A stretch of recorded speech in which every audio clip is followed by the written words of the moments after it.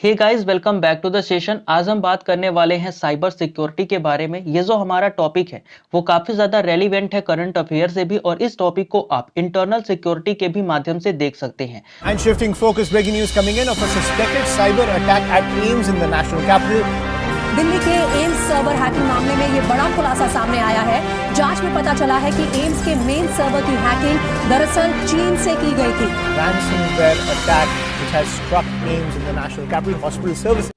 तो बिना देर किए आइए हम वीडियो को स्टार्ट करते हैं। तो सबसे पहले हम इंट्रोडक्शन में क्या देख सकते हैं, हम इस टॉपिक के ऊपर जो अपना इंट्रोडक्शन है वो कुछ इस तरीके से लिख सकते हैं कि cyber security means secure the cyber space from attacks, damages, misuse and sponges. कहने का मतलब ये है कि साइबर सिक्योरिटी का जो मतलब होता है वो ये है कि हम सिक्योर करें अपने साइबर स्पेस को। हमें किससे सिक्योर करने की जरूरत है? होने वाले अटैक से, होने वाले डैमेजेस से, होने वाले मिसयूजेस से और स्पॉन्जेस से। मतलब क्या है कि जो हमारा साइबर स्पेस है उसका हमने कई बार देखा है कि लोग जो है वो मिसयूज करते हैं, जैसे चाइल्ड पोर्नोग्राफी के लिए। कुछ लोग जो साइबर स्पेस का इस्तेमाल है वो स्पॉन्जेस यानी कि जासूसी के लिए करते हैं, और कुछ लोग जो साइबर स्पेस का इस्तेमाल है वो अटैक्स के लिए करते हैं, कुछ डैमेजेस के लिए करते हैं। तो इन सभी चीजों से हमें साइबर स्पेस को सुरक्षित करने के लिए साइबर सिक्योरिटी की जो जरूरत है वो पड़ती है। इसमें जो हमारा टर्म इस्तेमाल किया गया है साइबर स्पेस, इसका मतलब क्या होता है वो मैं आपको बता देता हूं। तो साइबर स्पेस जो है वो बेसिकली डिनोट करता है इंटरनेट को, टेलीकॉम सिस्टम को, या फिर कंप्यूटर सिस्टम को, या फिर इनसे जुड़ी और भी जितनी भी चीजें हैं उनको ये डिनोट करता है जो हमारा साइबर स्पेस होता है। यानी कि आपका जो कंप्यूटर है, आपका जो इंटरनेट है, आपका जो टेलीकम्युनिकेशन सिस्टम है, वो कहीं ना कहीं साइबर स्पेस का ही पार्ट है। साइबर स्पेस के ही पार्ट में वो काउंट किया जाता है। अगर हम बात करें कि साइबर सिक्योरिटी या फिर साइबर सिक्योरिटी जो है वो किस तरीके से काम करती है, तो उसको भी हम देख लेते हैं। तो cyber security prevent the cyber attack from the hacker who want remotely control your device for money, information and etcetera. कहने का मतलब ये है कि जो हमारा साइबर सिक्योरिटी है वो क्या करती है, प्रिवेंट करती है होने वाले साइबर अटैक से, जिसमें कि जो हमारा हैकर होता है वो रिमोटली किसी दूर एरिया में बैठ करके हमारे कंप्यूटर, हमारे डिवाइसेस को कंट्रोल करना चाहता है। किस लिए? तो उसका उद्देश्य ये होता है कि वो आपके डाटा को लीक करे, वो आपके इंफॉर्मेशन को ब्रीच करे, या फिर वो आपसे रैंसम मनी यानी कि फिरौती के रूप में कुछ पैसे जो है वो मांग सके। इसके लिए वो ऐसा काम करता है।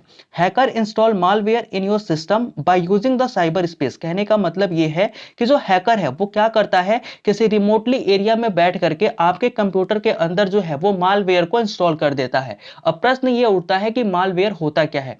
आपने एक टर्म सुना होगा सॉफ्टवेयर, और एक ये टर्म होता है मालवेयर। सॉफ्टवेयर क्या करते हैं, हम अपने सिस्टम में इंस्टॉल करते हैं और वो हमारे सिस्टम को क्या करता है, इजी बना देता है। सिस्टम को वो एक तरीके से सुरक्षा प्रदान करता है। लेकिन जो हमारा मालवेयर होता है, जब वो हमारे कंप्यूटर में हमारे this malware damage your security and breach your data to the hacker. ये जो मालवेयर्स हैं, यानी कि ये जो मालवेयर्स उसने इंस्टॉल करे हैं आपके एंड्रॉइड में, आपके कंप्यूटर में, वो बेसिकली क्या करते हैं, जो भी आपने सिक्योरिटी लगा के रखा हुआ है, जैसे मान लो अगर आपके पास गूगल डॉक है, आपने उसमें अपने डॉक्यूमेंट जो है वो काफी सिक्योर करके रखे हुए हैं, अगर वो मालवेयर जो है वो इंस्टॉल करता है तो वो डाटा जो है वो सिक्योरिटी ब्रेच हो जाएगी। सिक्योरिटी ब्रेक होने के बाद जो आपकी सारी की सारी डाटा है वो हैकर के पास लीक कर दी जाती है। तो इस तरीके से बेसिकली हमारा साइबर सिक्योरिटी काम करता है। साइबर सिक्योरिटी क्या करता है कि इन सारी चीजों को रोकता है, अपने सिक्योरिटी यानी कि सुरक्षा प्रदान करता है हमारे एंड्रॉइड फोन को, हमारे जो कंप्यूटर होते हैं उनको। इसीलिए बार बार जो कंपनियां हैं वो आपके फोन को, आपके कंप्यूटर को जो है वो अपडेटेड रहने के लिए बोलती हैं, क्योंकि कोई भी जो लूप होल हो वो आप में ना हो, आपके एंड्रॉइड फोन में ना हो, आपके कंप्यूटर में ना हो, जिससे कि कोई भी जो हैकर है वो malware. India is the third largest internet using country after USA and China. यानी कि भारत जो है वो दुनिया का तीसरा सबसे बड़ा इंटरनेट यूजिंग कंट्री है, चाइना और यूएसए के बाद। यानी कि पहले पे हमारा यूएसए है, और दूसरे पे चाइना, और तीसरे पे हमारा भारत जो देश है वो दुनिया का सबसे बड़ा इंटरनेट यूजिंग कंट्री है। तो being a largest internet using country, India's need of the cyber security. यानी कि एक बड़े बोल सकते हो कि जिम्मेदार देश होने के नाते, यानी कि हमारे पास सबसे ज्यादा इंटरनेट यूजिंग लोग हैं, यानी कि इंटरनेट यूजिंग हम कंट्री हैं दुनिया के शीर्ष में, तो हमें क्या है कि हमें साइबर सिक्योरिटी की जो जरूरत है वो बढ़ती है।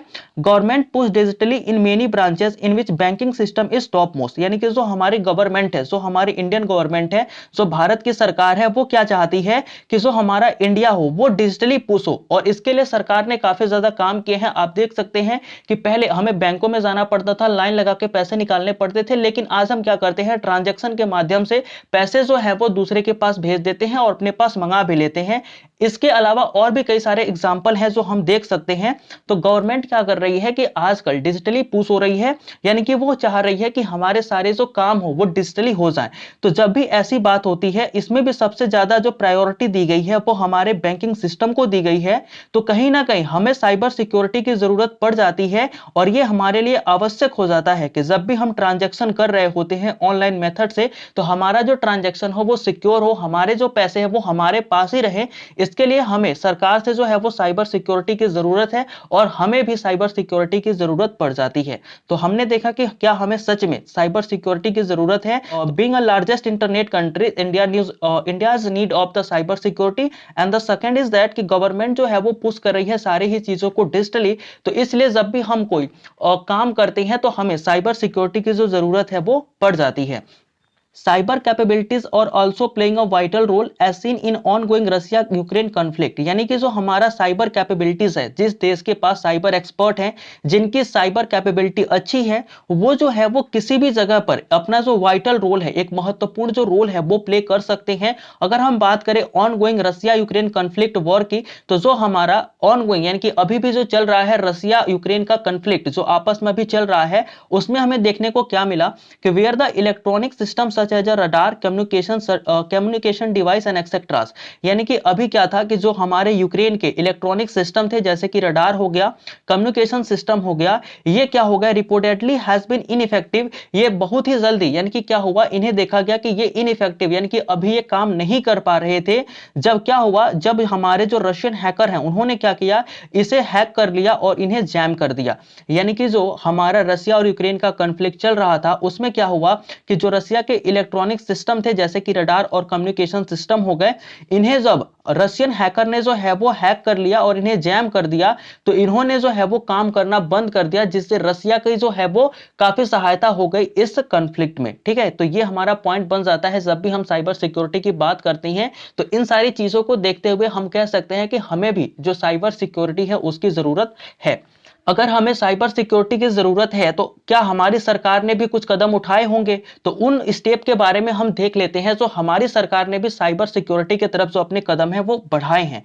इन 2022 यानी कि 2022 की बात है, Indian computer emergency response team, यानी कि भारत में जो है वो एक Indian computer emergency response team है, जिसको हम CERT.in के नाम से जानते हैं, which India cyber security agency, जो कि भारत की एक साइबर सिक्योरिटी एजेंसी होती है, introduce the set of guidelines of organisation to comply with connected with the digital realm, यानी कि इसने क्या किया, एक गाइडलाइंस जो है वो जारी की, और ऑर्गेनाइजेशन जितने भी हैं जो भारत में हैं उनको ये बताया कि जब भी आपके पास कोई भी जो ऐसी चीज होती है, उनके लिए जो है वो एक गाइडलाइंस जारी करी डिजिटल के क्षेत्र में। ठीक है, ये जो हमारा रिलीम है ना, इसका मतलब होता है क्षेत्र, यानी कि डिजिटल के क्षेत्र में जो है वो हमने क्या करा, जो हमारी इंडियन एक्सपर्ट है, जो कि सिक्योरिटी एजेंसी होती है हमारी, वो है Indian computer emergency response team. इसने जो है वो सेट ऑफ गाइडलाइंस जो है वो जारी किया 2022 में। इसने क्या बताया, इसने कहा कि this included the mandatory obligation to report the cyber attack incident within hour in identifying them. कहने का मतलब ये है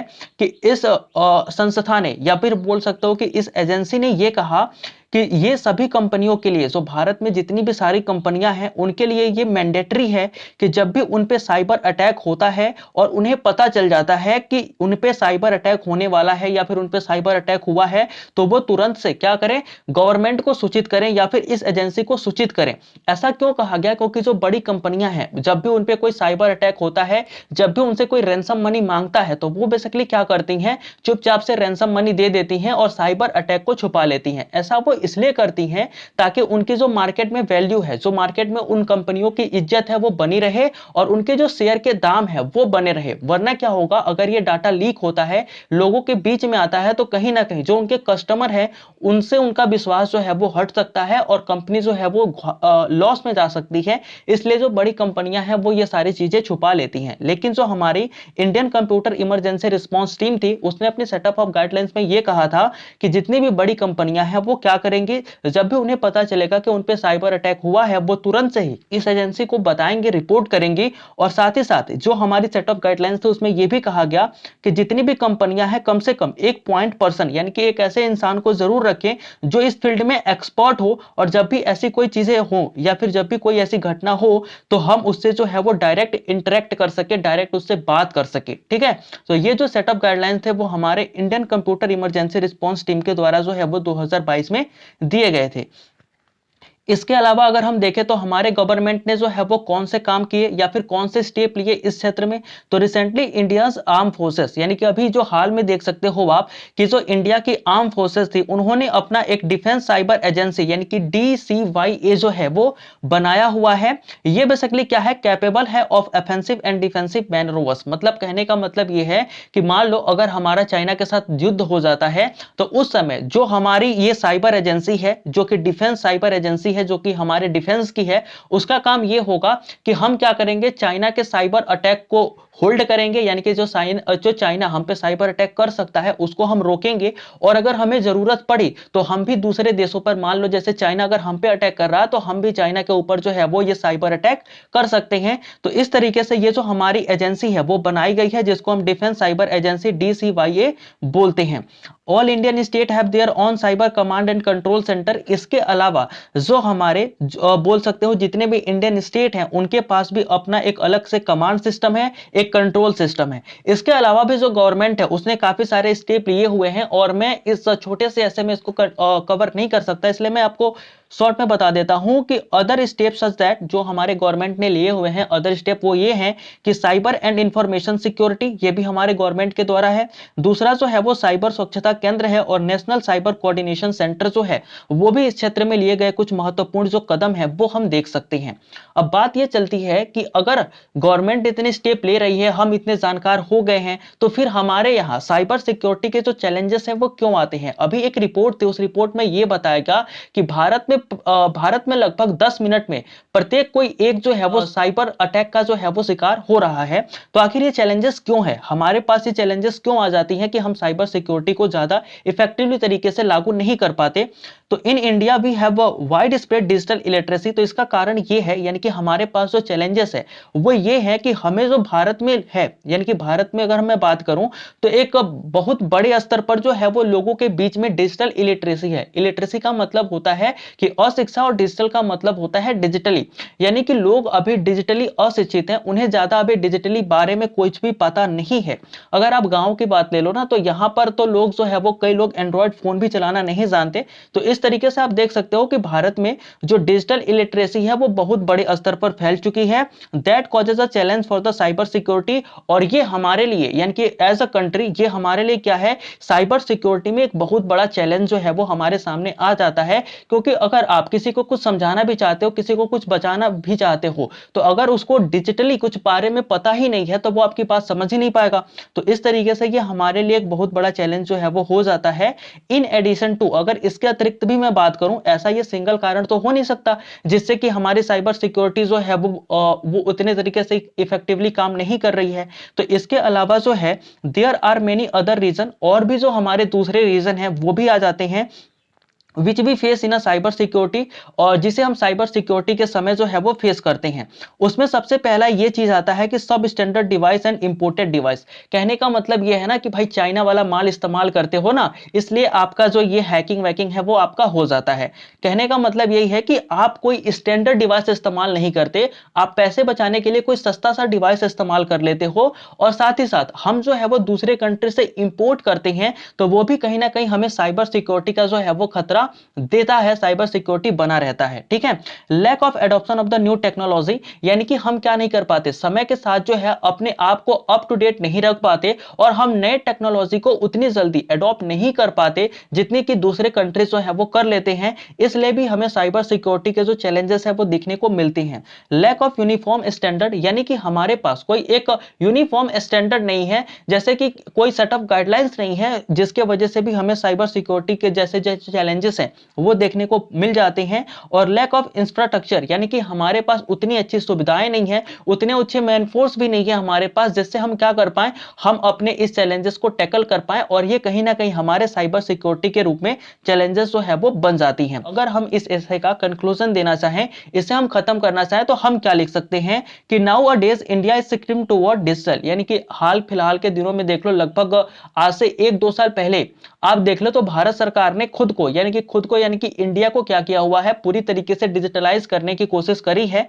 तो अभी क्या हुआ है कि हम पूरी तरीके से जो है वो डिजिटल होने जा रहे हैं, which create a danger of cyber attack, जो कि क्या कर सकता है, जो कि कहीं ना कहीं से जैसे हम डिजिटल होंगे तो कहीं ना कहीं हमारे ऊपर जो है वो साइबर अटैक होने का जो खतरा है वो बन सकता है। अभी आपने एक न्यूज देखी होगी कि पुणे में क्या हुआ था कि एटीएम की जो चोरी हुई थी वो हैक करके कर ली गई थी। ठीक है, और ऐसी जो खबरें हैं वो लगातार आती रहती हैं, ये कोई नई खबर नहीं है। तो उसमें बेसिकली होता क्या है ना कि जो हमारे इकोनॉमिक लॉसेस होते हैं, इससे हमारी जो करेंसीज है वो भी कम हो सकती है, हमारी करेंसीज की वैल्यू कम हो सकती है। तो now a days India is shifting toward digital, यानी कि जो हमारा भारत है वो अब धीरे धीरे डिजिटली शिफ्ट हो रहा है, जिससे कि हमारे ऊपर साइबर अटैक का जो खतरा है वो क्रिएट भी होता जा रहा है, बनता भी जा रहा है। Avoid this type of attack, यानी कि इस टाइप के अटैक को अवॉइड करने के लिए और अपने डाटा और मनी को प्रोटेक्ट करने के लिए जो है हमें साइबर सिक्योरिटी की जरूरत पड़ती है। We need this cyber security, यानी कि हमें तब वहां पर साइबर सिक्योरिटी की जरूरत पड़ जाती है जब हमें अवॉइड करना होता है इस टाइप के अटैक को, और हमें अपने डाटाज को, हमें अपने इंफॉर्मेशन को, हमें अपने मनी को जो है वो प्रोटेक्ट करना होता है। तो कहीं ना कहीं हमें साइबर सिक्योरिटी की जरूरत पड़ जाती है। No doubt government has taken various decision, इसमें कोई भी शंका की बात नहीं है कि जो हमारी भारत सरकार है उसने कोई भी डिसीजन जो है वो नहीं लिया साइबर सिक्योरिटी के बारे में। सरकार ने जो है वो कई सारे वेरियस डिसीजन लिए हुए हैं इस साइबर सिक्योरिटी के बारे में, लेकिन फिर भी मैं कहना चाहूंगा कि but this is not implemented effectively, लेकिन ये जो है वो अभी तक उतनी अच्छी तरीके से इंप्लीमेंट नहीं हुई है जितनी तरीके से इसे होनी चाहिए। क्योंकि अभी जो है वो सरकार ने बात करी थी लगभग 50,000 या 5 लाख लोगों को जो एक्सपर्ट हो साइबर फील्ड के, उन्हें जो है वो अपॉइंट किया जाए, लेकिन अभी आप देखोगे ना तो उनकी जो भर्ती है वो नहीं करी गई है। ठीक है, तो कहीं ना कहीं जो इफेक्टिवली इसे लागू करना था सरकार को, वो सरकार जो है वो नहीं कर पाई है। We should work upon digital literacy, जो लोगों के बीच में डिजिटल को लेकर के डिजिटली जो इलिटरेसी फैली हुई है उस पर हमें काम करना चाहिए, और कहीं ना कहीं उन्हें डिजिटली लिटरेसी बनाने के लिए हमें कोशिश करनी चाहिए। Try to create our own product to avoid the importing, यानी कि जो है हमें खुद का अपना जो प्रोडक्ट है वो बनाना चाहिए और हमें जो है वो इंपोर्ट करने से बचना चाहिए, जो कि क्या है, जो कि एक साइबर अटैक का खतरा जो हम पे बना रहता है। ठीक है, तो ये सारी चीजें हैं बेसिकली, अगर हम इन्हें फॉलो करते हैं और इन्हें जो है वो इफेक्टिवली तरीके से लागू करते हैं तो कहीं ना कहीं हम जो है वो इस साइबर अटैक से बच सकते हैं, या फिर साइबर सिक्योरिटी के क्षेत्र में जो है वो हम भी एक मजबूत देश बन सकते हैं। तो ये था हमारा ऐसे, आई होप कि आपको पसंद आया होगा। तो अगर आप इसकी पीडीएफ चाहते हो तो टेलीग्राम पे जुड़ जाना, व्हाट्सएप पे भी जुड़ सकते हो, इंस्टाग्राम पे भी आप जुड़ सकते हो। तो मिलते हैं नए वीडियो में, तब तक के लिए जय हिंद।